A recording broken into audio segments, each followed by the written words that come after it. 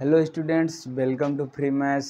तो जैसा कि हमने पिछले वीडियो में पूरा मतलब ख़त्म कर दिया एक्सरसाइज 4 चैप्टर, और तो आज हम लोग इस वीडियो में देखने वाले हैं जो भी इसके इम्पॉर्टेंट फार्मूले हैं, क्या क्या हमने पढ़ा इस चैप्टर से, जो कि चैप्टर 4 हमारा था। क्या है? द्विघात समीकरण। ठीक है, द्विघात समीकरण।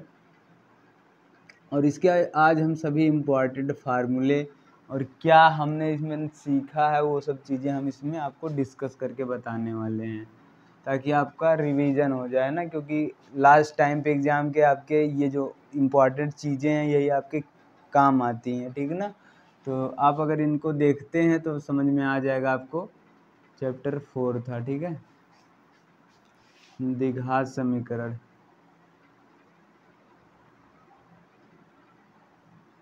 ये पूरा इसका प्लेलिस्ट जो है हमारे चैनल पे पड़ा हुआ है, तो आपने अगर नहीं पढ़ा है, आपको डाउट रहता है कोई भी क्वेश्चन सॉल्व करने में, तो आप जाके पूरा प्लेलिस्ट पढ़ सकते हैं, क्योंकि अगर अभी सफिशिएंट समय है, उसमें इम्पॉर्टेंट क्वेश्चंस भी है जो हमने बताए हैं कि कौन से क्वेश्चन ज़्यादा पूछे जाते हैं। ठीक है ना, तो जो आज बात करने वाले हैं वो क्या है कि क्या हमने पढ़ा। सबसे पहले हमने द्विघात समीकरण को देखा। द्विघात समीकरण कैसे होता था? प्लस सी बराबर 0 के रूप में होता था, जहाँ पे ए बी सी क्या है, कोई पहली चीज़ जो है ये हमने पढ़ा। ठीक है, ए बी सी क्या है? पूर्णांक है। ठीक है, हम निगेटिव भी हो सकते हैं, उससे कोई दिक्कत नहीं। और फिर हमने इसके मूल देखे। ठीक है ना, हमने इसके मूल निकालना देखा। मूल निकालने के लिए क्या होते थे? मूल मतलब 2 होते थे। ठीक है, कितने मूल होते थे? 2 मूल होते थे, जो कि हम उसको कई मेथड से करते थे। सबसे पहले हमने जो किया था गुणनखंड मेथड से किया। ठीक है, गुणनखंड विधि से हमने इसको निकालना सीखा, इसके मूल को। और क्या देखा हमने गुणनखंड के बाद? एक श्रीधराचार्य फार्मूला था।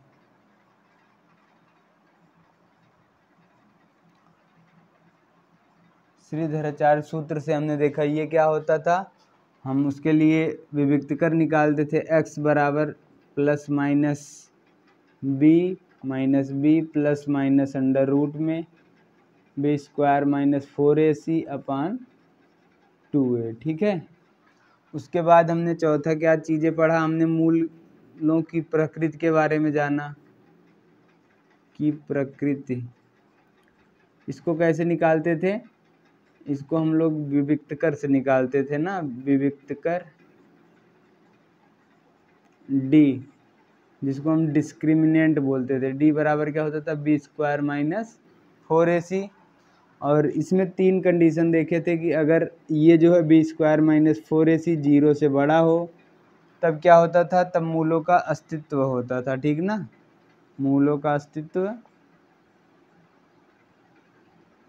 अस्तित्व है। ये 2 कंडीशन में होता था, अगर डी का मान 0 हो या तो 0 से बड़ा हो। ठीक है, और जो तीसरा बात होता था कि तीसरा क्या होता था कि डी लेस देन 0 हो, मतलब 0 से छोटा हो डी का मान, तो मूल का अस्तित्व नहीं है लिखते थे। ठीक ना, मतलब उसको हम हल नहीं कर सकते हैं, अस्तित्व नहीं है। ठीक है, और एक बात और कहा गया है कि इस पे क्वेश्चन बहुत ज़्यादा आते थे। ये इसका मतलब क्या होता था? इसमें 2 चीज़, एक तो प्रकृति जान लिए और एक मूल कैसे होते हैं वो जानते हैं। ये तो अस्तित्व के बारे में हो गया।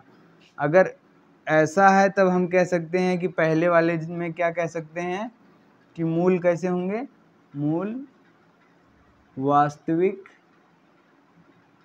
तथा भिन्न भिन्न होंगे। ठीक है, 2 मूल आएंगे, वास्तविक होंगे और कैसे होंगे? भिन्न भिन्न, अलग अलग दोनों होंगे, एक प्लस में आएगा और एक माइनस में आएगा। ठीक है, वास्तविक मूल और भिन्न भिन्न होते हैं। और अगर डी बराबर 0 है तब क्या होते हैं?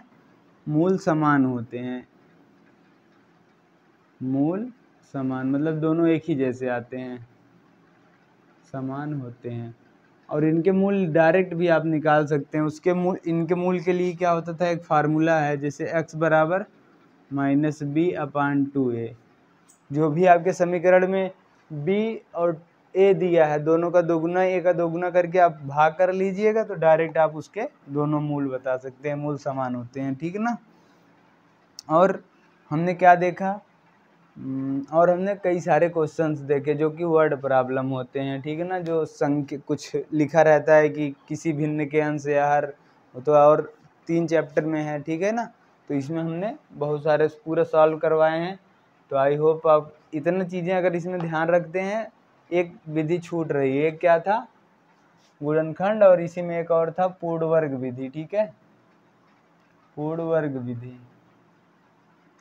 अगर आपको पूर्ण वर्ग विधि नहीं आता है तो आप वहाँ पे प्लेलिस्ट में है, तीसरा या चौथा लेक्चर है, आप उसमें चेक करके देख सकते हैं, ठीक है ना। जो भी आपके बुक में जो भी प्रश्नावली में दिया है पूर्ण वर्ग विधि, हमारे लेक्चर में भी वो प्रश्नावलियों का हर एक क्वेश्चन है, आप वहाँ भी जाके देख सकते हो, ठीक है। ठीक है, तो फिर आगे मिलते हैं नए चैप्टर के साथ, कल सरप्राइज लेके आप लोगों को, ठीक है। आप लोग पढ़ते रहिए, तब तक के लिए ऑल द वेरी बेस्ट।